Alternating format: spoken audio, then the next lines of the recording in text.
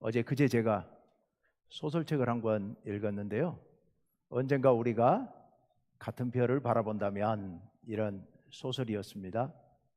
그 작가가 궁금해서 그 소설을 읽었는데요.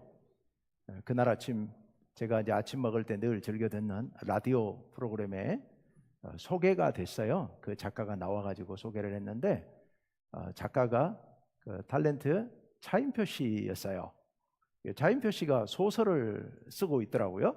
3권을 냈다는데 그 중에 이제 그 소개된 그 책, 언젠가 우리가 같은 별을 바라본다면, 그 책이 영국의 옥스퍼드 대학교 한국학과에 교재로 채택이 됐다고 해요. 그래서 그래, 한번 보고 싶다는 생각이 들어서, 근데 내용을 보니까 설교에 서론을 고민하고 있었던 때라 서론을 어떻게 써야 되나 고민하고 있었는데 마침 그 내용이 참고가 될 것 같아가지고, 그래서 그걸 급한 김에 이북으로 컴퓨터로 볼 수 있는 그 책으로 다운을 받아서 단숨에 다 읽었습니다. 크지 않은 책이어서 한 250페이지 정도 돼서 그냥 그날 다 읽었는데요. 이런 내용이었습니다. 일제시대, 일제강점기 위안부 할머니 이야기를 가지고 소설로 썼더라고요. 배경이 저 백두산 자락에 있는 저 산골에 호랑이 마을이라고 하는 그 작은 마을 한 몇십 가구가 모여 사는, 굉장히 소박하게 그리고 서로 평화롭게 살아가는 그런 마을이 배경이었습니다. 근데 거기 주인공 그 촌장 할아버지의 손녀, 자녀들이 지금 집에 없고 손녀 하나를 기르고 있는데 그 손녀가 주인공입니다. 그런데 어느 날 일본군이 들어와서 인구조사를 해가고, 그리고 얼마 있다가 15살에서 24살 사이에 있는 처녀들의 징집령이 내린 겁니다. 위안부 징집령이었죠. 그 마을에서 그 연령대에 해당되는 사람은, 여자 청년은, 결혼하지 않은 미혼 처녀는 딱 그 한 사람, 순이라고 하는 그 처녀 한 사람이었습니다. 얼마 후에 이제 일본군 본대가 들이닥쳐서 그 순이를 데려가겠다고 나섭니다. 순이가 끌려가는 것을 막기 위해서 온 동네 사람들이 다 나서서 하소연을 하고 사정을 하고 막 그냥 들이받고 여러 가지 방법을 취합니다. 심지어는 그 호랑이 사냥꾼 용이라고 하는 청년이 이 순이를 아주 좋아했었는데, 둘이 서로 마음이 통하는 사이였었는데, 그런데 이 청년이 총을 가지고서 일본군과 대항하면서 막아보려고 해봅니다. 그리고 또 이 처녀를 마음에 두고 있었던 순진한 일본군 대위 청년, 젊은 청년이에요. 순진한 일본군 대위도 이 순이를 어떻게든 빼돌려서 징집당하지 않게 해보려고 애를 쓰고 싸우고 그러다가 죽고 아주 난리를 칩니다마는 결과적으로는 막지 못하고 결국 위안부로 끌려가면서 이야기가 끝납니다. 나중에 이제 뒷이야기가 나오는데 70년 후에, 그러니까 20살 때 끌려갔으니까 나이가 90이 되어서 필리핀에 있는 작은 섬에서 이 할머니가 되어서 이 주인공이 발견되었다라는 얘기가 이제 뒷얘기로 달려 있습니다. 소설이 문학적으로는 많이 좀 아직도 부족하다는 느낌을 좀 많이 받았습니다. 이렇게 전개라든지 이런 내용들이 좀 전체적으로 아직은 많이 좀 다듬어질 필요는 있겠구나 하는 생각은 좀 했습니다만은, 어쨌든 그 소설이 주려고 하는 그 주제, 그리고 그 주제 안에서 제가 나름대로 느낀 바는 굉장히 컸습니다. 무슨 생각이 들었냐 하면, 그 당시에 일본군 위안부로 끌려갔던 수만 명의 여인들이 있었는데, 그 수만 명, 그 중에 그 한 사람 한 사람이 얼마나 소중한 생명들이고, 그 한 사람을 둘러싼 그 많은 사람들, 관련되어 있는 많은 사람들, 그 많은 사람들에게 이 위안부 징집이 얼마나 큰 아픔을 줬고 그 삶을 파괴했는지, 그 일로 인해서 그 평화로웠던 산골 마을이 완전히 풍비박산이 나버리는 그런 이야기였습니다. 그러면서 평화라고 하는 것이 얼마나 소중한 일인가, 그리고 그 안에 정의라는 게 얼마나 소중한 일인가. 우리가 잊어버리고 살고 있습니다마는 우리도 전쟁을 겪은 민족 아닙니까? 그렇게 멀지 않은 과거에 전쟁 겪는다고 하는 게 얼마나 큰 아픔인지, 얼마나 큰 두려움인지, 얼마나 큰 불행인지 우리가 다시 한번 생각해 봅니다. 오늘 본문 말씀의 핵심 부분도 바로 그런 부분이죠. 오늘 본문 말씀 시편 85편 말씀인데요, 이 말씀의 그 배경을 먼저 약간 좀 살펴보면 바벨론 포로에서 돌아온 사람들의 이야기입니다. 여러분 잘 알고 있는 것처럼 주전 576년에 BC 576년에 이스라엘 예루살렘이 신바빌로니아의 느부갓네살 왕에 의해서 멸망합니다. 그리고 성과 모든 성전이 다 무너지고 왕을 비롯한 귀족들과 고관들, 젊은 사람들이 수만 명 바벨론의 포로로 끌려갑니다. 남은 사람들은 죽거나 사방으로 흩어져서 없어져 버리게 되죠. 어디로 갔는지 알 수 없습니다. 주변 부족들 속으로 다 흩어져 버리고 말았죠. 얼마나 큰 충격이었겠습니까? 한 번도 예루살렘 성이 이렇게 점령당한 적이 없는데 고국이 망하고 예루살렘 성, 하나님의 성전이 있는 예루살렘 성이 완전히 불타고 다 무너져 버리고 말았습니다. 그리고 바벨론의 포로로 끌려갔습니다. 그들에게 희망은 아무것도 남아있지 않았습니다.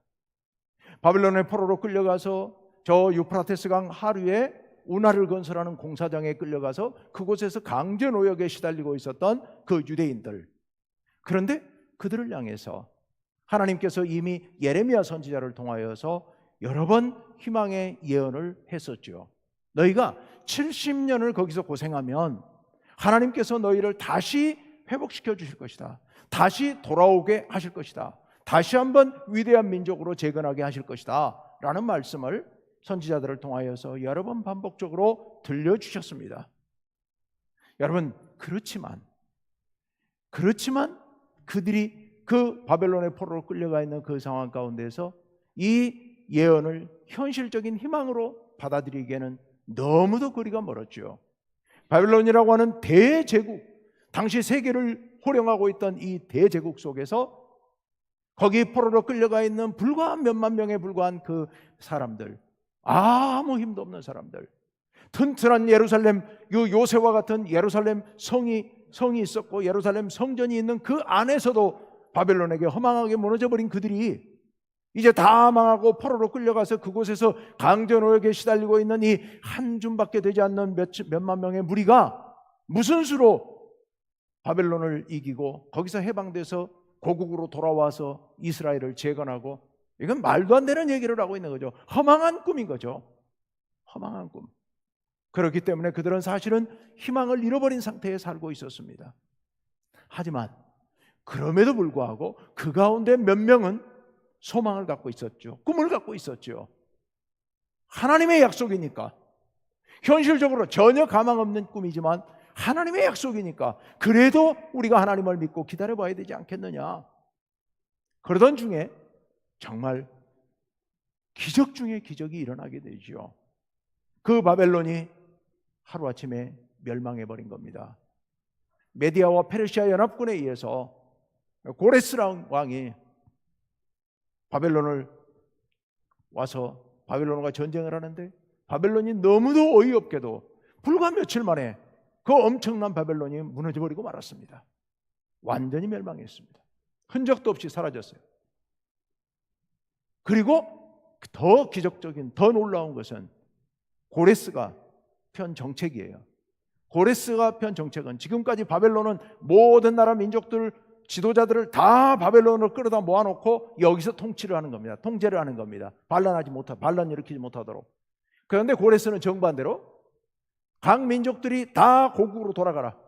자, 각국에 돌아가서 자기 나라의 신을 섬기고 신을 예배하고 자기 나라의 고유한 문화를 다시 살리라고 명령을 합니다. 그러면서 이스라엘 민족들에게도 너희도 돌아가라. 너희가 돌아갈 수 있도록 내가 모든 지원을 다 해주겠다.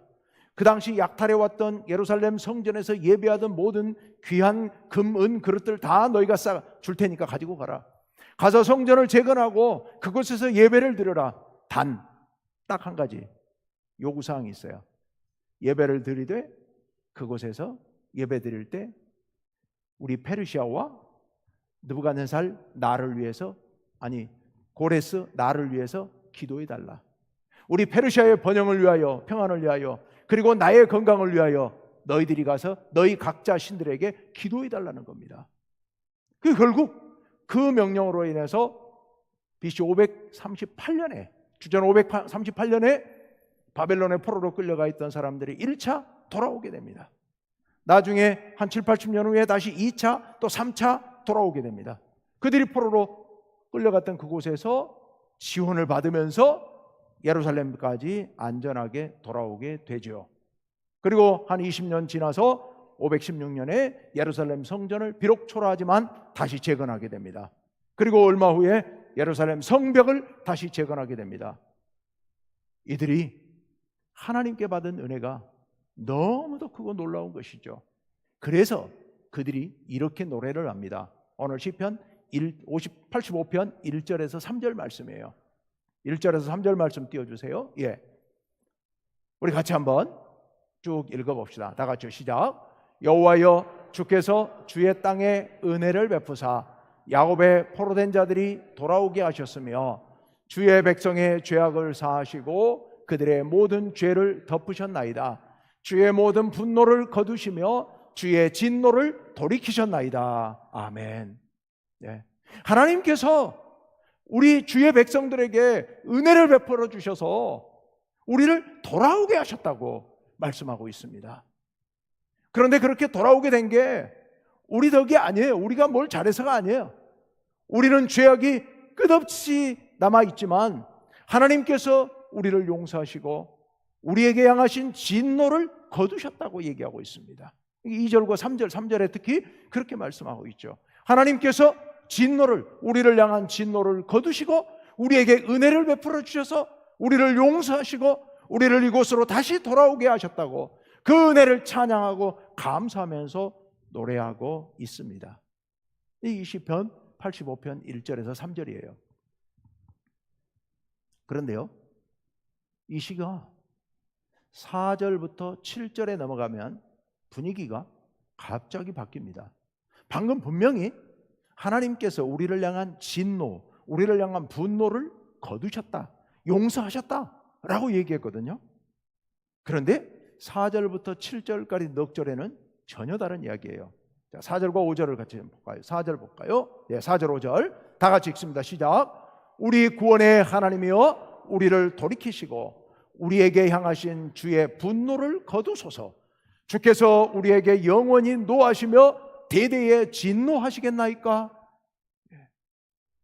무슨 얘기예요? 하나님, 주님 우리를 향해서 지금 분노하고 계시는데 분노를 거두어 주십시오.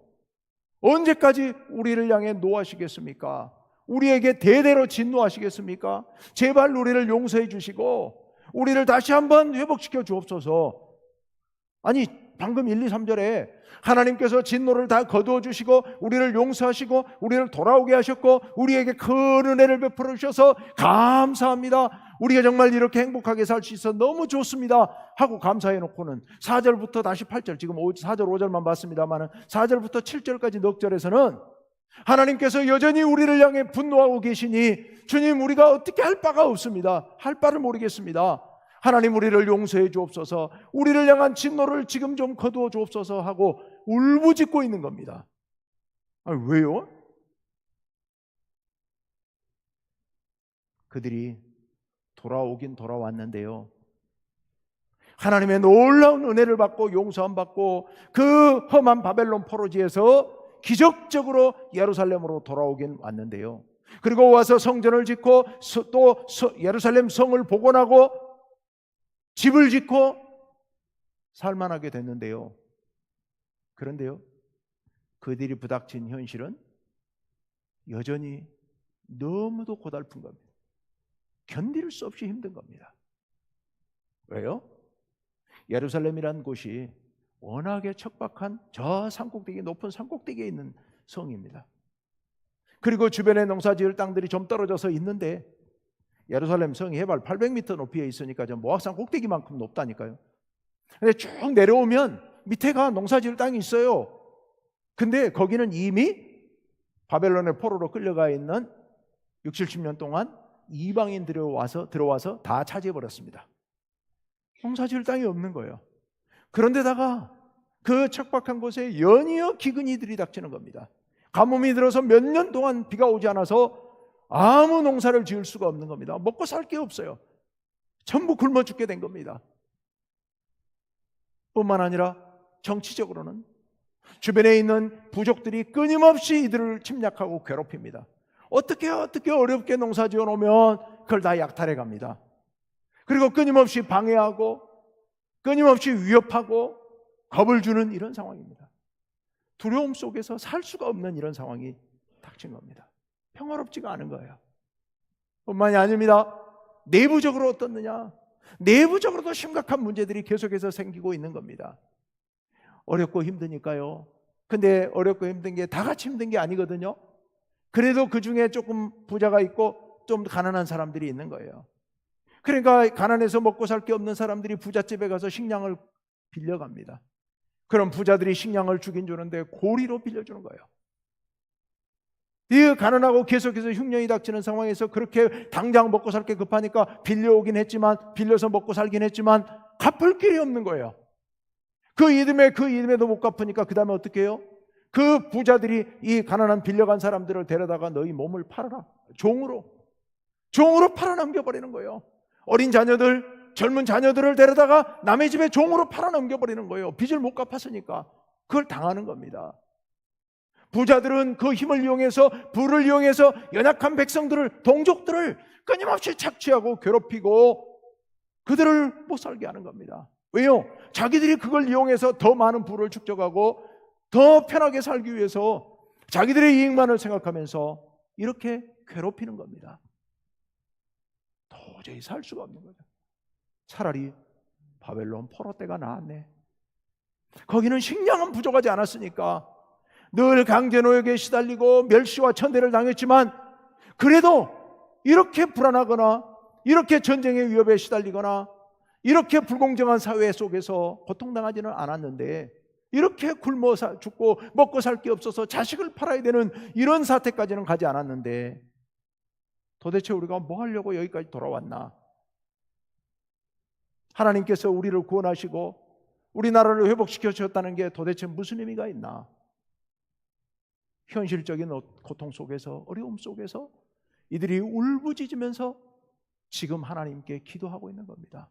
하나님, 도대체 언제까지 하나님께서 우리를 좀 놔주시겠습니까? 그들이 생각하기에 돌아올 때는 하나님께서 용서하시고 은혜를 베풀어서 돌아온 줄 알았더니 와서 이렇게 힘들게 살다 보니까 하나님께서 우리를 아직도 용서하지 않으셨나?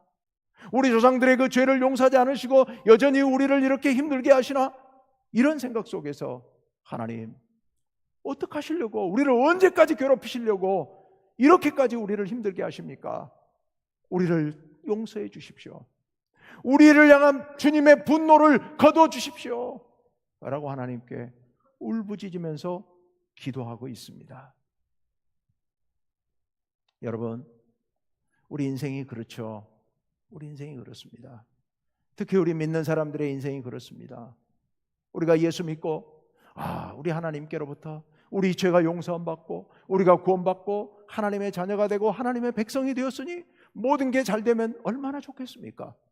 예수를 믿고 주님 앞에 충성을 다하는데도 불구하고 여전히 병이 찾아오고 여전히 쇠약해진 몸이 곳곳이 아프고 힘들고 생각지 않았던 사고가 생기고 사업은 풀리지 않고 계속해서 어려워져 가고 자녀들과의 관계는 문제가 생기고, 이 엄청난 고통 속에서 끊임없이 들이닥치는 이 고난 속에서 도대체 하나님께서는 우리에게 뭘 주시는 겁니까?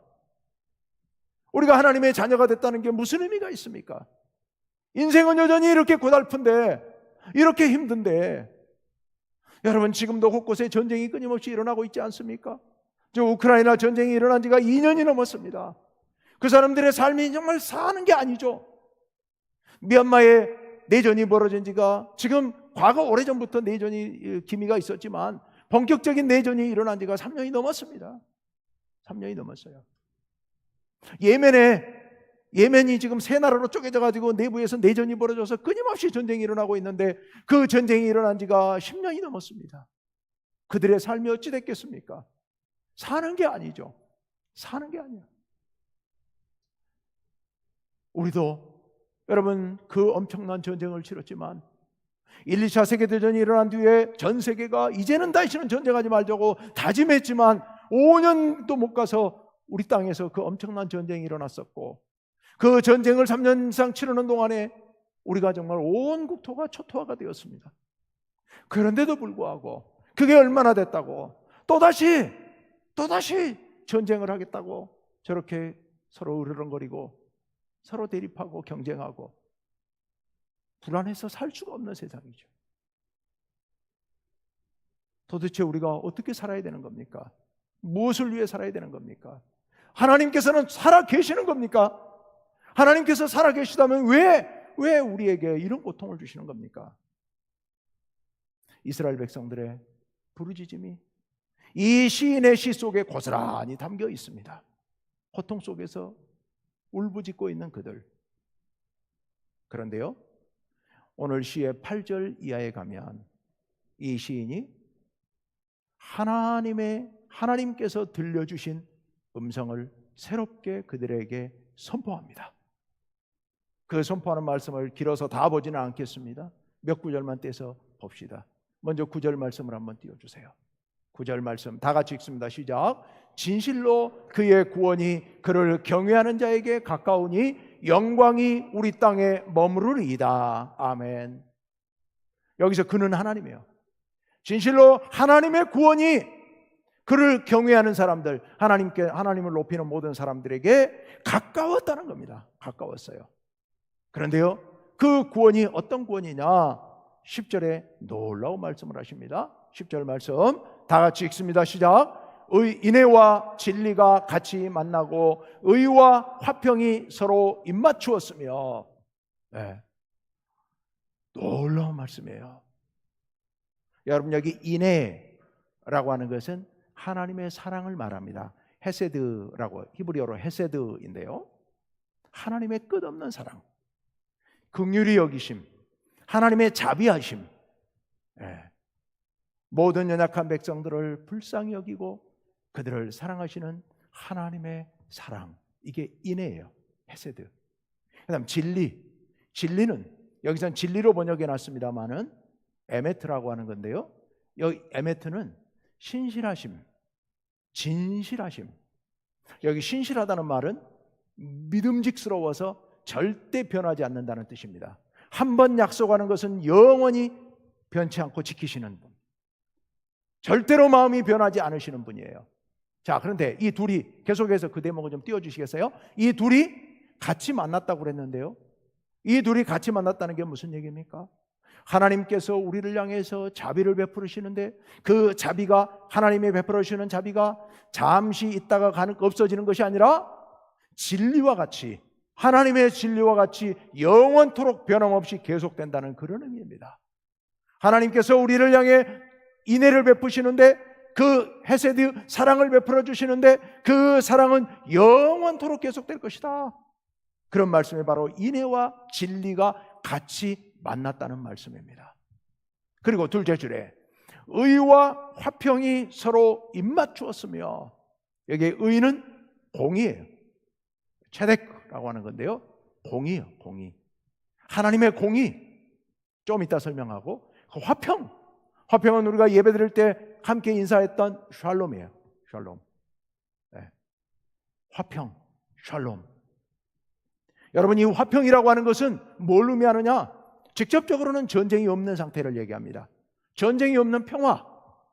그런데요, 여기 있는 이 샬롬은 굉장히 범위가 넓어서 우리 인생의 고통스러운 모든 문제, 어려운 모든 문제가 다 해결된 상태를 얘기합니다. 다른 말로 표현하면 복지예요. 완전한 복지. 완전한 복지. 완전한 복지가 이루어지려면 여러분 어떻게 해야 되겠습니까? 이 샬롬은요, 우리 가운데서 질병이 다 사라지고, 가난이 사라지고, 전쟁이 사라지고, 사고의 두려움이 사라지고, 우리가 정말 하나님 안에서 참 평화를 누리는 상태, 인생의 모든 문제가 해결된 그런 상태가 바로 화평 샬롬이에요. 그런데요, 그 샬롬이 이루어져, 화평이 이루어져, 복지가 이루어지는데, 그런데 생각해 보면 우리가 오늘날 복지국가를 지향하지 않습니까? 특히 자본주의 이 시장경제체제는 복지국가를 지향합니다. 우리가 경제를 발전시켜서 서로 우리 경제 모든 주체들이 서로 경쟁적으로 일하면, 열심히 일하다 보면 경제가 부흥하고 발전해서 많은 물자가 생산되고, 그래서 가난이 극복되고 모두가 풍요롭게 살 수 있는 그런 세상, 복지사회가 될 수 있을 것이라고 상상하고 우리가 쫓아가고 있는 겁니다. 그런데 여러분, 그렇게 오늘날 자본주의가 이렇게 발전하면서 엄청난 부를 축적하고 엄청난 물자를 쌓고 이렇게 편안하게 살아가고 있는 것 같지만, 이게 과연 진정한 평화인가 하는 것을 우리는, 이게 과연 진정한 복지인가 하는 것을 우리는 다시 생각해 봐야 됩니다. 경제는 그 엄청나게 발전했지만 우리가 느끼는 행복은 그리 크지 않습니다. 여전히 불안하고 여전히 가난하고, 지구상에 식량이 넘쳐나는데도 불구하고 여전히 굶어 죽는 사람이 하루에도 몇만 명, 몇천 명씩 나오고 있는 세상입니다. 어떤 사람들은 엄청난 부를 누리면서 살고 있지만 어떤 사람들은 정말 가난 속에서 어찌할 바를 몰라 헤매이고 살아가고 있습니다. 여러분, 얼마 전 뉴스 들으셨죠? 인도의 세계 몇 대 재벌의 막내 아들이 결혼을 했는데 그 결혼식에 쓴 비용이 얼마요? 4,500억 원. 4,500만 원만 써도 될 것 같은데 4,500억 원을 썼대요. 여러분, 그게 말이 됩니까? 인도가 얼마나 빈민 문제가 얼마나 심각한지 알고 있잖아요. 그런데 사람들이 뭐라 그러는지 아세요? 그 사람이 고맙다는 거예요. 가난한 백성들에게 고마운 존재라는 거예요. 왜냐? 그 호화로운 결혼식에 4,500억 원을 씀으로 인하여서 그게 경제 효과가 얼마 어치 경제 효과가 나타나고 생산 효과가 있어가지고 그게 가난한 백성들에게 조금 도움이 될 거라는 거죠. 이런 말 같지도 않은 소리를 하고 있는 겁니다. 그 4,500억 원을 인도의 가난한 백성들에게 구체적으로 직접적으로 나눠주면 그것이 가져오는 경제 효과는 훨씬 몇백 배, 몇천 배 더 클 겁니다. 그런데 그거 하지 않고 자기들 잘 먹고 잘 쓰면서 그렇게 호화롭게 결혼식 하면서 다 써버리면서 이게 가난한 사람들에게도 경제 효과로, 낙수 효과로 도움이 좀 될 거라고 하는 이런 말이 안 되는 소리를 떠들고 있는 게 오늘 이 세상입니다. 여러분, 왜 이런 세상이 됩니까? 공정하지 못하기 때문에요. 정의롭지 못하기 때문에 이런 문제가 생겨나는 겁니다. 우리 사회에 요즘 정치권에서 정의의 문제, 공정의 문제가 맨날 문제가 되고 있지 않습니까? 그건 애교 수준입니다. 그 불공정은 애교 수준입니다. 오늘날 우리 경제체제 안에서 이루어지고 있는, 겉으로는 화려하게 포장되어 있지만 아무도 드러나지 않게 모르게 속에서 이루어지고 있는 이 불공정, 부정이, 이 제도 속에서, 이 체계 속에서 이루어지고 있는 이 불공정, 부정의는 정말 말로 다 알 수 없이 큰 것입니다. 그런데요, 하나님께서 이렇게 말씀하십니다. 의와 화평이 서로 입맞추었으며. 여기 의가 뭐냐? 여러분, 놀라지 마십시오. 이 의는 하나님의 심판입니다. 하나님의 심판.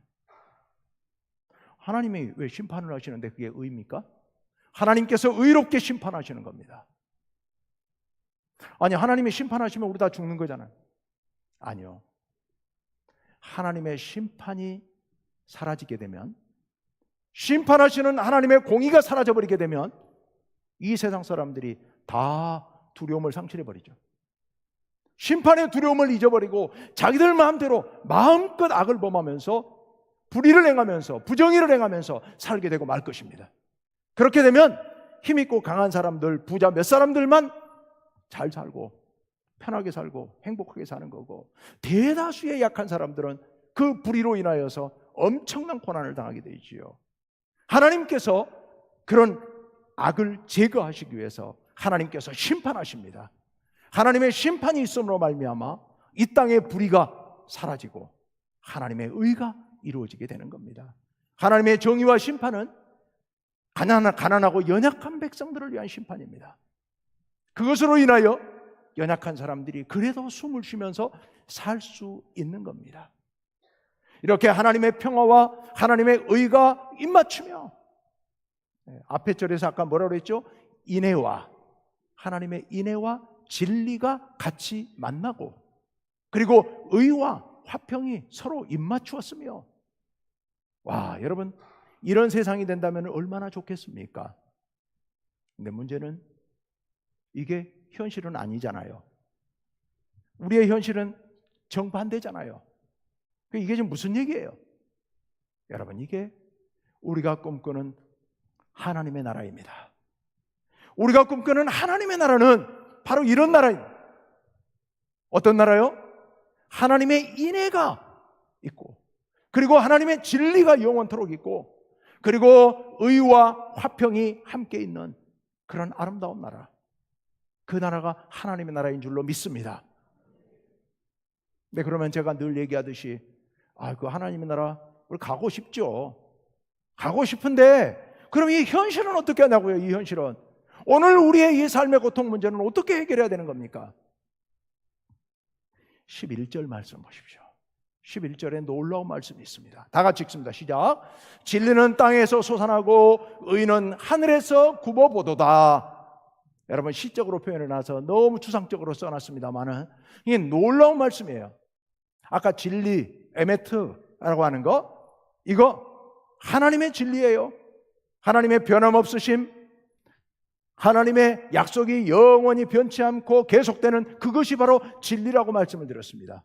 그런데 지금 여기서 진리가 어떻게 돼요? 어디서 나와요? 땅에서 솟아난다고 얘기하고 있습니다. 아까 말씀드린 진리의 매트는 어디에? 하늘에 있는 진리예요. 하나님의 진리예요. 여기 지금 진리라고 표현했습니다만은 이 진리가 말하고 있는 것은 앞에 있는 모든 것을 다 말합니다. 인애, 진리, 의, 그리고 화평, 이 모든 것들이 땅에서 솟아난다는 얘기입니다. 분명히 아까 하늘에 있었는데 어떻게 땅에서 솟아날까요? 하나님의 그 진리, 하나님의 인애, 하나님의 화평, 그것을 본받는 사람들이, 땅에 사는 사람들이 땅에서 하나님을 본받아 진리를 따라 행하기 시작한다는 얘기입니다. 하나님의 그 화평을 본받아 이 땅에서 화평을 이루기 위해서 이 땅 가운데서 애쓰면서 이 땅에서 화평이 솟아 올라오는 겁니다. 이 땅에 의가 솟아 올라오는 겁니다. 그럴 때 하나님께서 호응해서 하늘에서 의가 내려오는 겁니다. 땅에서는 진리가 솟구치고, 그리고 하늘에서는 의가 내려와서 이 땅 가운데 하나님의 나라가 이루어져 가는 거죠. 다시 쉽게 말씀드립시다. 하나님의 그 놀라운 은혜, 하나님의 그 놀라운 뜻, 그 뜻을 본받아 이 땅 가운데서 우리 믿는 사람들이, 하나님의 뜻에 공감한 모든 사람들이 하나님의 뜻에 합당하게 살기 위해서 인애를 베풀고, 그리고 진리를 따르고 서로 화평을 이루면서 그렇게 살아가는 공동체가 이 땅에서 이루어져 가기 시작한다는 그런 하나님의 말씀입니다. 우리 주기도문에서 아까 뭐라고 외웠냐면, 뜻이 하늘에서 이루어진 것 같이 어디서도 이루어져요? 땅에서도 이루어지기를. 누구를 통하여? 거기 생략된 말이 있어요. 누구를 통하여? 우리를 통하여, 나를 통하여. 하나님의 뜻이 하늘에서 이루어지는 것처럼 아까 10절에 나와 있는 게 하늘에서 이루어지는 거예요. 그 뜻이 나를 통하여 이 땅에서도 이루어지기를 우리는 매주 기도합니다. 주기도만 할 때마다. 그것처럼 하나님 나라의 그 놀라운 역사가 이 땅 가운데서, 우리의 삶 가운데서 우리를 통하여 구체적으로 이루어지기를 우리는 소망하면서 살아가는 겁니다. 하나님께서 지금 우리들에게 그것을 말씀하고 계십니다. 여러분, 우리가 예수 믿고 살아가는 인생, 참으로 이 험악한 세상 가운데서, 죄악 가운데서 하나님께서 우리를 구원하셨지만 우리 인생의 여러 문제들은 여전히 우리가 안고 살아갑니다. 끊임없이 우리 육신의 고달픔 가운데 살아가고 있습니다. 경제적인 문제로 인하여서, 자녀 문제로 인하여서, 육체적인 질병 문제로 인하여서, 여러 가지 문제들로 인하여서 우리는 잠시 숨 돌릴 틈도 없이 그렇게 고달프게 살아가는 인생입니다. 그런데 여러분, 우리가 이런 세상 가운데서 우리 이 땅만을 바라보고 나만을 생각하면서 그렇게 살아가면 이 땅의 평화는 사라지게 됩니다. 이 땅의 의는 사라져버리게 되는 겁니다. 그렇게 되면 서로 전쟁하고 싸우고 서로 빼앗고 짓밟고 그러면서 평화가 사라지게 되고 의가 사라지게 되면서 이 땅은 지금보다 몇십 배, 몇백 배, 그 일제강점기에 그 아까 제가 소설에서 말씀드렸던 언젠가 우리가 같은 별을 바라본다면 그 소설에서 이야기했던 것처럼 그 작은 소박한 마을의 삶이 그 사람들의 작은 욕심 때문에, 일제의 작은 욕심 때문에 풍비박산이 나버리고 모두가 불행에 빠지게 된 것처럼 우리가 만약 하나님의 뜻을 따르지 않고 우리의 욕심을 내세운다면 이 세상이 언제라도 그렇게 변해버리고 말 겁니다. 우리가 이 어려운 세상 가운데서 하나님의 정의와 평화가 서로 입맞추는 그런 세상을 꿈꾸면서, 우리가 그런 세상을 위해 기도하면서, 우리가 그런 세상을 바라보면서 우리를 통하여서 그런 세상이 이 땅에 이루어져 가기를 위해 우리가 힘쓰고 애써야 될 줄로 믿습니다. 여러분, 힘들지만 하나님 나라를 바라보십시오. 하나님께서 여러분에게 참 평화를, 그리고 참 정의를 이루게 하실 줄로 믿습니다. 함께 기도합시다.